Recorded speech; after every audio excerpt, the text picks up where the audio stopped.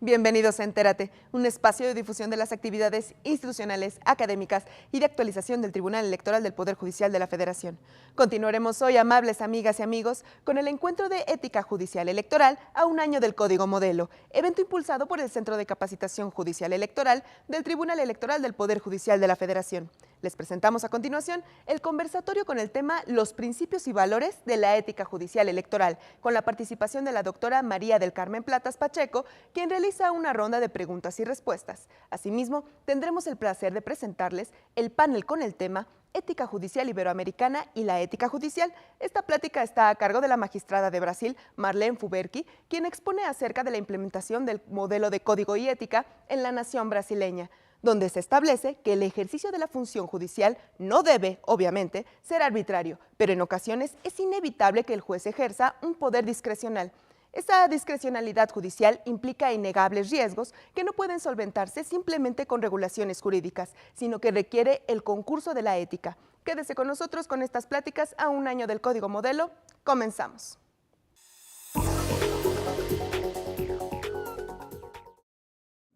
Definitivamente tomamos nota de una segunda etapa de este curso. Me toca hacer el trabajo sucio, debo advertir desafortunadamente el poco tiempo que nos queda. Había una pregunta más, nada más, solo para no dejarla de lado, de nuestro compañero. Terminando la pregunta y la respuesta correspondiente, daremos por dos preguntas más. Y bueno, con esto terminaremos la actividad. Tenemos unos pocos minutos, así es que pues dejamos ese micrófono para la respuesta a esas preguntas.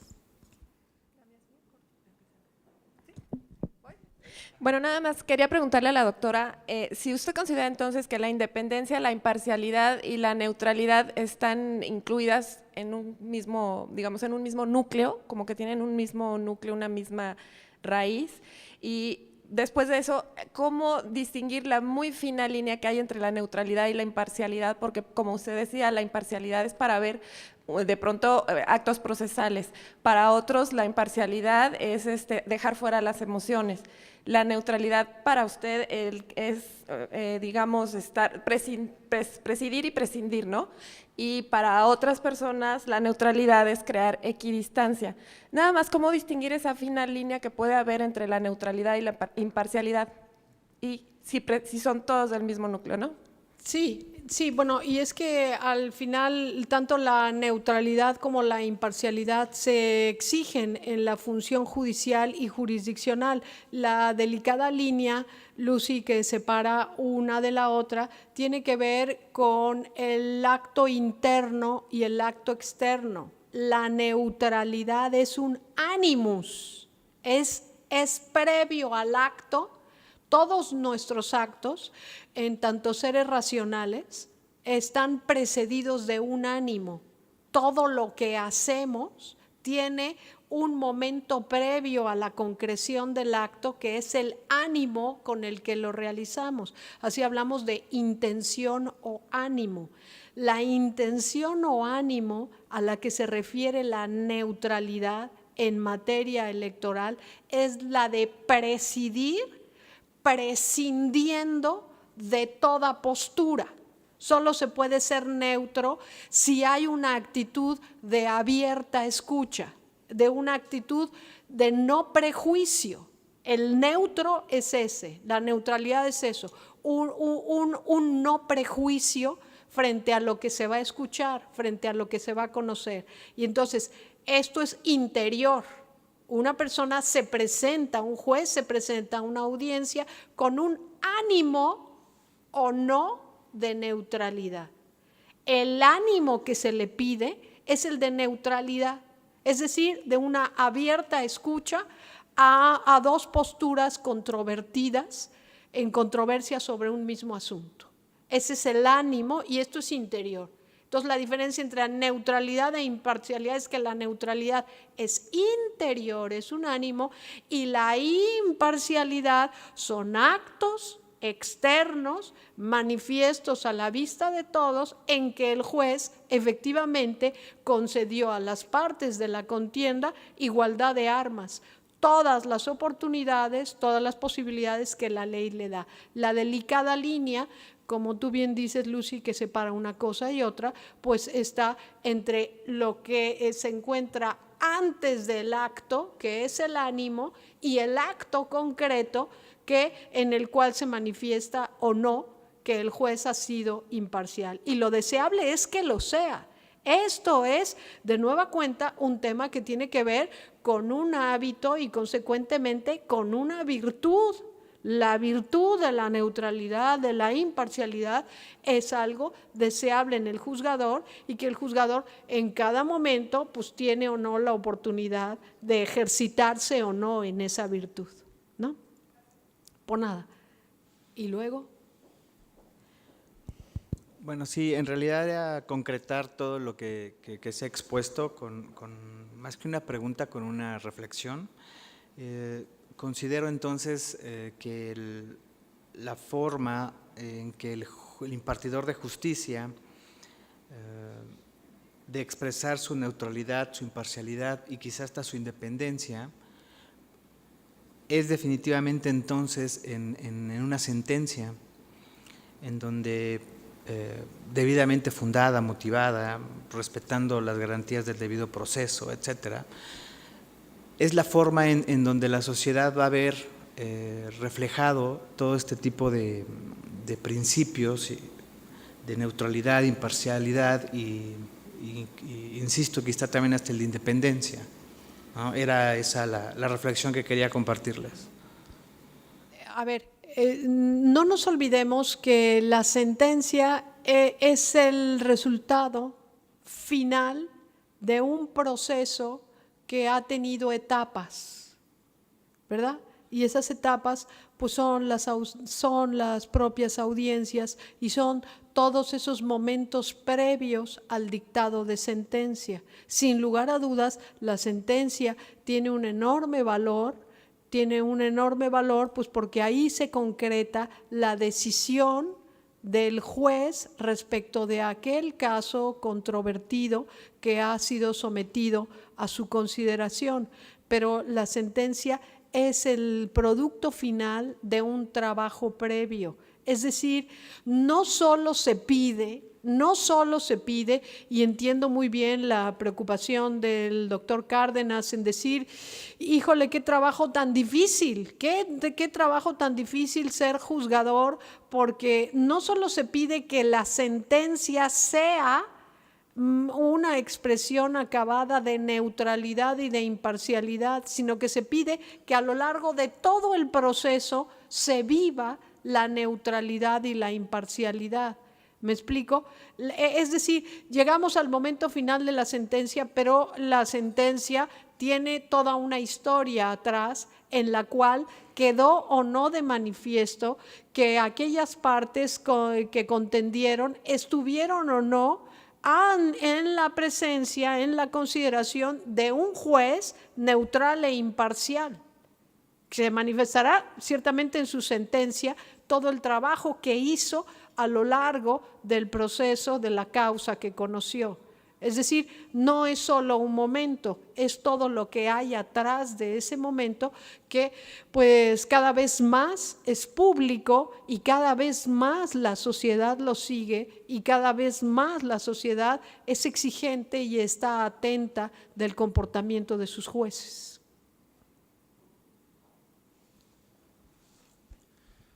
Bien, pues se nos agotó el tiempo. Desafortunadamente tenemos un programa, como decía en un principio, ambicioso, con todavía algunas actividades por delante. Sin duda fue enriquecedor. Fue una plática clara, precisa, que nos ayudó, nos ayuda, nos permite tener en consideración cosas que nos permitirán tener una idea muy centrada de lo que este principio, dividido en sus dos variantes, quiere darnos a entender, a aprender y pues, por consecuencia a implementar en la vida profesional que desarrollamos dentro del Tribunal Electoral del Poder Judicial de la Federación. Es así que agradezco infinitamente el viaje de la doctora Platas, la atención que todos ustedes también le prestaron. Y pues bueno, vamos a tener un receso, 30 minutos de receso. Dos anuncios importantes, es el momento para hacer el check-out. Si tienen oportunidad de ir a sus habitaciones, sacar la maleta para poder terminar y entregarla en el lobby del hotel y regresar en media hora para continuar con nuestras actividades. Será un momento también ideal para que se monte lo que falta de nuestro evento. Y bueno, pues entonces les agradecemos, media hora de receso y nos vemos aquí 12:40. Perdón, antes del aplauso los interrumpo, para entregarle a la doctora Platas de parte de la magistrada y magistrados de la Sala Superior un presente en agradecimiento a esta convocatoria. Muchas gracias, doctora. Fructífera actividad a este evento en el cual, pues lo mismo, hemos tenido la oportunidad de escuchar intervenciones en modalidad de conferencia, en modalidad de conversatorio, generando esta reflexión colectiva. Y pues ahora tenemos la oportunidad, sin duda, oportunidad y gran oportunidad de escuchar a dos juzgadores. En primer término, y dándole de nuevo la bienvenida a la magistrada Marlene Fuberki Sugimatsu, y también la oportunidad de escuchar a una persona no solo bien conocida, sino bien querida por todos nosotros, el señor ministro don Mariano Azuela. Y para dar entonces paso, le pediría a la magistrada Marlene Fuberki haga uso de la palabra, por favor. Muchas gracias. Buenas tardes a todos. É honor grande estar neste evento e poder compartilhar com tão expressivos estudiosos da ética judicial em geral e ética judicial eleitoral. Agradeço pela gentileza da invitação e espero retribuí-la com alguma contribuição à altura de la sólida formação intelectual de todos os que aqui se encontram. Me gostaria muito expressar esta charla em idioma espanhol, pero para evitar erros que poderiam ser imperdonáveis e para não comprometer meu raciocínio tão habituado ao estreito modo de pensar solamente em português, lhes pido permisso e, desde logo, minhas desculpas para prosseguir esta charla em português. Apresentarei aqui, primeiro, algumas considerações sobre a ética na magistratura no Brasil e os paradigmas adotados pelo Código de Ética da Magistratura Nacional do Brasil e trarei também alguns exemplos extraídos de julgamentos do Supremo Tribunal Federal e do Conselho Nacional de Justiça do Brasil que envolvem denúncias contra magistrados. Falarei também da ética nos poderes legislativo e executivo no Brasil e, por fim, sobre a ética na política em geral, como se sucede hoje no Brasil. Destacarei alguns pontos da legislação, decisões do Tribunal Superior Eleitoral e também penso, se houver tempo, fazer uma referência a um julgamento muito importante, paradigmático, que aconteceu no Brasil recentemente e que envolveu vários parlamentares, assessores parlamentares, e que o Supremo Tribunal Federal julgou. Foi muito divulgado na imprensa este julgamento, envolveu mais de 38 parlamentares. No Brasil foi o chamado escândalo do mensalão, possivelmente a imprensa internacional tenha divulgado, e que um julgamento que iniciou em 2005 e somente agora, em 2014, o julgamento chegou ao seu final, transitou em julgado, agora ao final, com condenação de vários réus parlamentares e afastamento dos seus mandatos. Preciso esclarecer primeiro que o Brasil teve uma reforma no Poder Judiciário em 2004. Esta reforma, promovida por uma emenda constitucional, ela trouxe modificações bastante profundas no Poder Judiciário do Brasil, especialmente com a criação do Conselho Nacional de Justiça. Este Conselho Nacional de Justiça veio com, entre outras atribuições, com a finalidade de atender questões relacionadas com a ética no Poder Judiciário, a ética dos magistrados no Brasil. Este Conselho Nacional de Justiça, então, hoje, basicamente concentra as ações contra, denúncias e ações contra magistrados. Há uma competência concorrente do Conselho Nacional de Justiça e dos diversos tribunais, porque os tribunais também podem atuar em questões éticas por meio das corregedorias dos tribunais. Mas o Conselho Nacional, ele pode também, inclusive, avocar um processo administrativo ou haver uma denúncia diretamente no Conselho Nacional de Justiça. Este conselho ele funciona como um órgão de controle externo do Poder Judiciário, funciona com pessoas da sociedade e também de magistrados. É presidido pelo presidente do Supremo Tribunal Federal.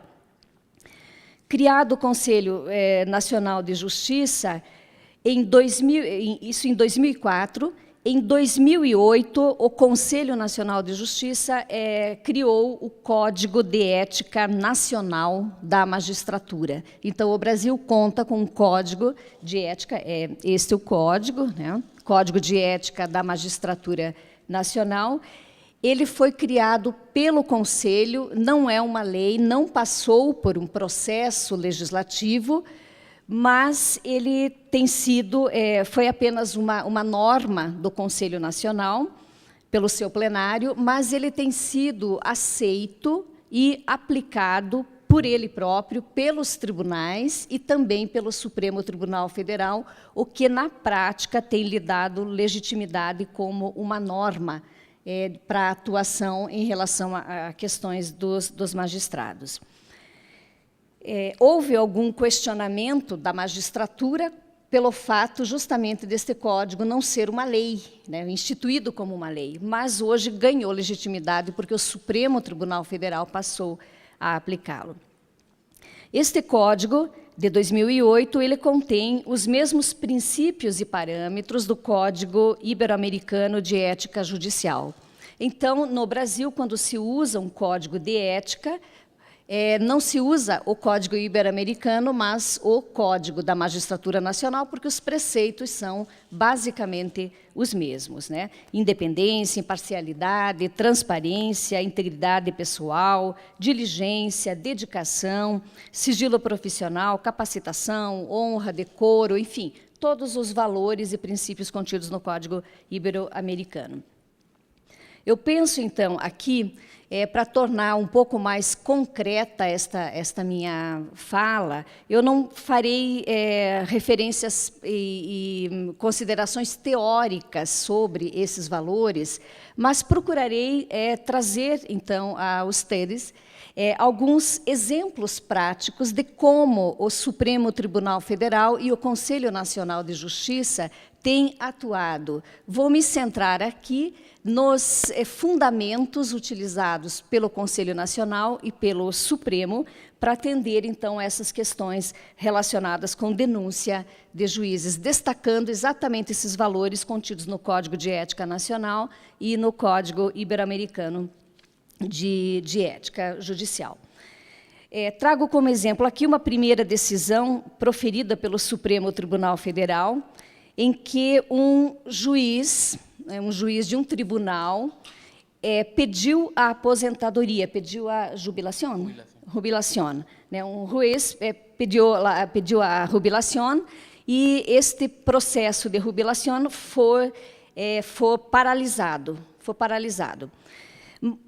Ocorre que, um pouco antes desse juiz, desse magistrado, pedir a jubilação, a imprensa nacional e local divulgou uma série de denúncias de irregularidades deste magistrado, que, especialmente por influência, por problemas relacionados com tráfico de influências dentro do Poder Judiciário, porque o filho desse magistrado estava para ser nomeado para o Tribunal de Contas. E esse magistrado, que ocupava o cargo de presidente de um tribunal, ele atuou para fazer tráfico de influências e auxiliar o seu filho nesta nomeação no Tribunal de Contas. Então, o Supremo Tribunal Federal destacou, primeiro, que, de fato, incumbia ao Conselho Nacional de Justiça controlar a atuação financeira e administrativa do Judiciário, mas também velar pelo cumprimento dos deveres dos juízes. E um fundamento usado pelo Supremo Tribunal Federal foi também que um poder judiciário forte e independente é seguramente o maior sustentáculo do Estado democrático de direito, e assim deveria ser do maior interesse de todos os magistrados brasileiros o devido esclarecimento sobre qualquer suspeita que venha recair sobre a atuação do juiz. De acordo com o Supremo Tribunal Federal, os juízes, sendo agentes públicos, agentes políticos, eles devem manter conduta ilibada. Então, aqui entra, né, um conteúdo ético, manter conduta ilibada e prestar ao povo brasileiro todos os esclarecimentos necessários para dissipar todas as dúvidas que possam surgir sobre a seriedade do agir de um magistrado. E menciona o Supremo Tribunal também que os juízes devem ser respeitados, acatados e preservados, mas não por temor, não por receio, e sim porque são agentes da República, guardiões do direito, e assentam a sua legitimidade na própria soberania popular. E que não se poderia usar o ideal de proteção à dignidade do juiz para ocultar desvios e mazelas de um poder do Estado. Então, com alguns desses parâmetros, o Supremo Tribunal Federal negou o pedido feito por esse magistrado de prosseguimento do seu processo de jubilação. Então, está paralisado esse processo até que haja uma investigação ampla para que se dissipem todas as dúvidas, para que este processo de aposentadoria do magistrado possa acontecer daqui para frente. O Supremo Tribunal Federal também, o ministro decano, né, do Supremo Tribunal Federal, falou no seu voto, né, no seu julgado, que sobre a alta importância da vida ilibada dos magistrados, a alta importância da probidade pessoal, da moralidade administrativa e da incensurabilidade e da conduta do juiz na vida pública e da vida particular. Então, pode-se perceber que o Supremo Tribunal Federal está dando extrema relevância a esse comportamento pessoal do magistrado, tanto na vida pública como na vida particular. E que esses valores que consagram, então, a própria dimensão ética que necessariamente se deve projetar a atividade pública dos juízes.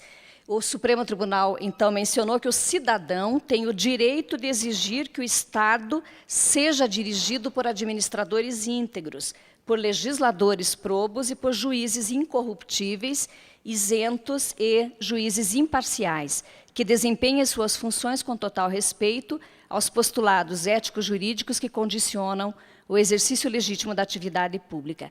O direito de ter um governo honesto, acentuou o Supremo Tribunal Federal, é de importância das mais elevadas para a significação e de alta significação para a vida institucional do país. Então, este foi um exemplo de julgamento do Supremo Tribunal Federal, abordando essas atividades e princípios éticos que devem conduzir a vida tanto funcional como a vida pessoal dos magistrados.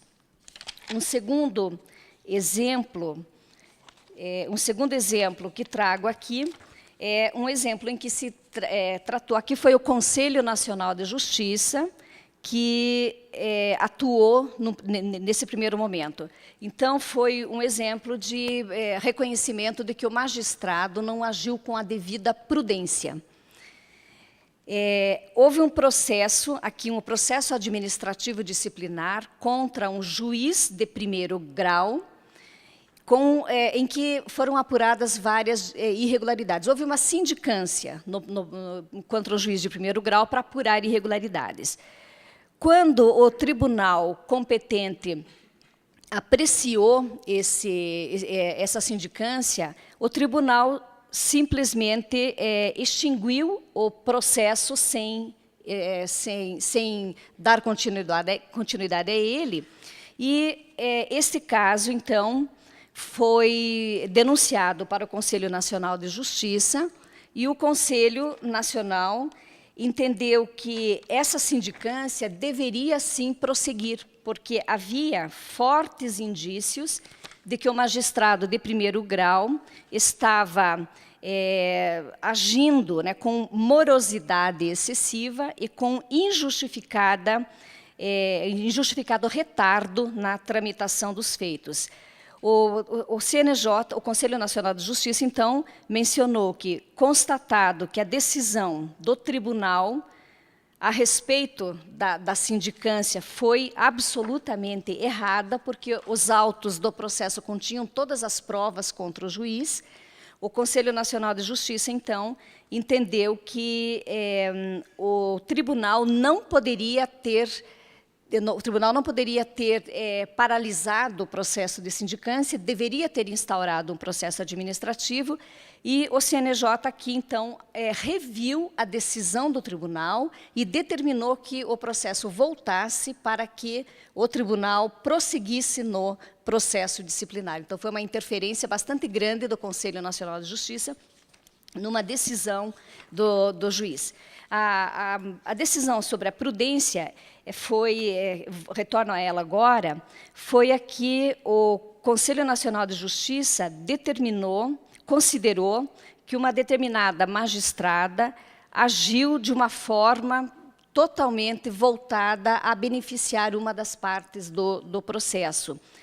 Houve um processo disciplinar e havia um processo em tramitação com aplicação de multa para um banco. E essa multa era extremamente grande, era próximo de 5 milhões de dólares, daria essa multa contra um banco. E essa magistrada, o banco pediu uma liminar para afastar essa multa. E a juíza, sem ouvir a parte contrária, sem oportunizar o contraditório, por uma liminar, ela afastou essa multa, que era uma multa extremamente grande. Então, o CNJ aqui acolheu o processo administrativo contra a juíza e mencionou que o princípio da independência do juiz não constitui um manto de proteção absoluta do juiz, capaz de afastar a punição, né, em razão de decisões que ele profere.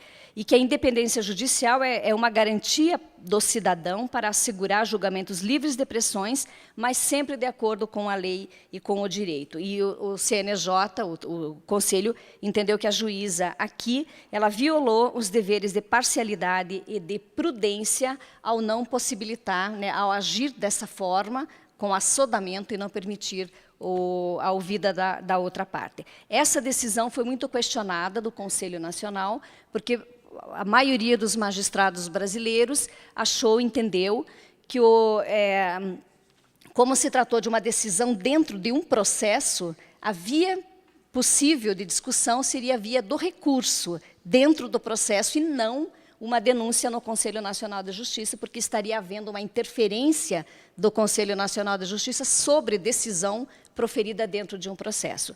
Mas, de qualquer forma, o Conselho Nacional não acatou este argumento e acolheu o processo administrativo e aplicou uma punição à juíza de disponibilidade com vencimentos proporcionais. Ela foi afastada do cargo por esta razão. Los esperamos en una próxima emisión de Entérate, con lo más destacado de las actividades institucionales, académicas y de actualización del Tribunal Electoral del Poder Judicial de la Federación. Soy Roxana Noriega. Hasta la próxima.